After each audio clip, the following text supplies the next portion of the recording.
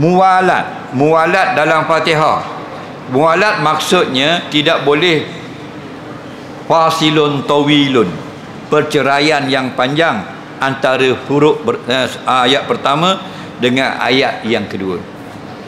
Alhamdulillahi Rabbil Alamin. Dia pun bernafas.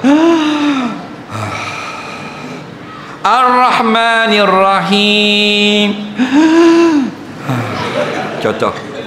Maliki Yaumiddin. Lama.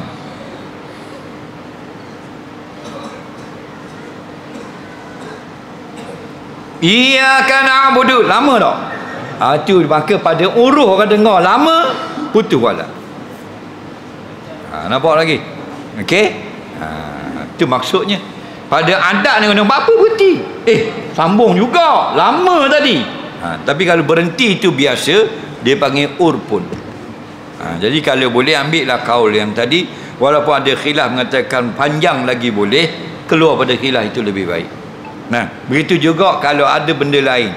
Kita maliki yaumiddin. Hacing, alhamdulillah. Kita yarhamukallah. Putus mualak juga. Kerana tidak disuruh kata. Faham lagi? Tapi kalau imam maliki yaumiddin, kita baru baca, imam turun sujud sajadah, kita turun sajadah, naik balik, tidak putus mualat kerana kerja solat. Okey, soalan seterusnya.